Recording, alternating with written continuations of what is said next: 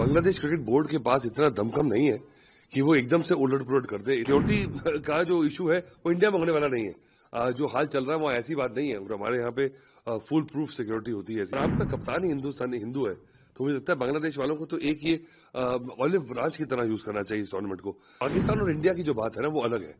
आप उसके साथ बांग्लादेश को इक्वेट नहीं कर सकते। तो बने तो फिर आप अकेले बैठे, कोई पूछ नहीं रहा आपको। बांग्लादेश क्रिकेट बोर्ड के पास इतना दमखम नहीं है कि वो एकदम से उलट-पुलट कर दे। इतना बड़ा वर्ल्ड कप का मैच है, वर्ल्ड कप टूर्नामेंट है, इतने दिन से तैयारी चल रही है और काफी लॉजिस्टिक नाइटमेयर है आईसीसी के लिए। देखिए, अगर और आप एंड में आके बोलें कि हम ये करेंगे, ऐसा नहीं करेंगे, तो वो पॉसिबल ही नहीं है। अभी हमने देखा चैंपियंस ट्रॉफी में बहुत मुसीबत हुई थी, जहाँ की थोड़ी कम मैचेस थे। अब वर्ल्ड कप में इतने सारे मैचेस हैं और मुझे लगता है सिक्योरिटी का जो इशू है वो इंडिया में होने वाला नहीं है। जो हाल चल रहा है वो ऐसी बात नहीं है और हमारे यहाँ पे फुल प्रूफ सिक्योरिटी होती है, ऐसी बात नहीं है।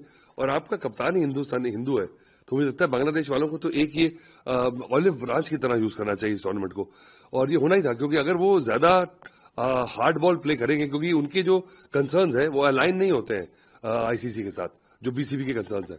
और उन कंसर्न्स को अगर आप एकदम वो रेड लाइन बना लेंगे कि this can not be crossed, तो then either you will have to be disqualified from the tournament, because it is impossible for ICC just to actually go on whims and fancies of any team. For if any team कोई भी नाराज हो जाए, कभी किसी का मुंह फूल जाए, तो अब अगर ऐसे हर एक को खुश करते फिरेंगे आप, और ये जो जियो पॉलिटिकल सिचुएशन है इतनी डायनामिक हो चुकी है कि it's impossible. So I think ICC, मुझे लग रहा था कि they will have to take a stand, because आप सुबह उठ के चिट्ठी लिख देंगे हम नहीं आएंगे जी और हमारे मैचेस शिफ्ट कर दो, ऐसे होता थोड़ी है। और मुझे लगता है कि ICC must have told them कि गेट इन लाइन और just get out, and I think BCB knows it. और सर, आपको टूर्नामेंट आपने भी कवर की, खेले भी है, आप तो नो कर दे, लेकिन बाकी जो टीम है उनको सफर करना पड़ेगा। बिल्कुल, अभी जैसे चैंपियंस ट्रॉफी में हुआ था कि न्यूजीलैंड की टीम फ्लाइट पकड़ के पहुंचे दुबई, वो मैच उल्टा हो गया, उनको नहीं खेलना पड़ा दुबई में, तो दोबारा गए मैच खेलना हमने कराची वापस, और मैच हार गए। एक ही दिन में उनको ट्रैवल करना पड़ा। तो देखिए, दूसरी कंट्रीज और पहले होता हुआ है, ऐसी हिस्ट्री है क्रिकेट में। पर मुझे लगता है प्लेयर्स के लिए और टीम्स के लिए अनफेयर है, ऐसा होना नहीं चाहिए। अगर आपको लग रहा है कि बहुत बड़ी प्रॉब्लम है, तो आप फोरफिट कर दें, आप खेले ही ना, वो बेटर है। और अगर आपके लिए इतना बड़ा मुद्दा बन गया आपकी इज्जत के लिए, तो आप फिर बोलेंगे ठीक है, we are standing for the tournament, कोई बड़ी बात नहीं, कोई प्रलय आने वाला नहीं है, not end of the world.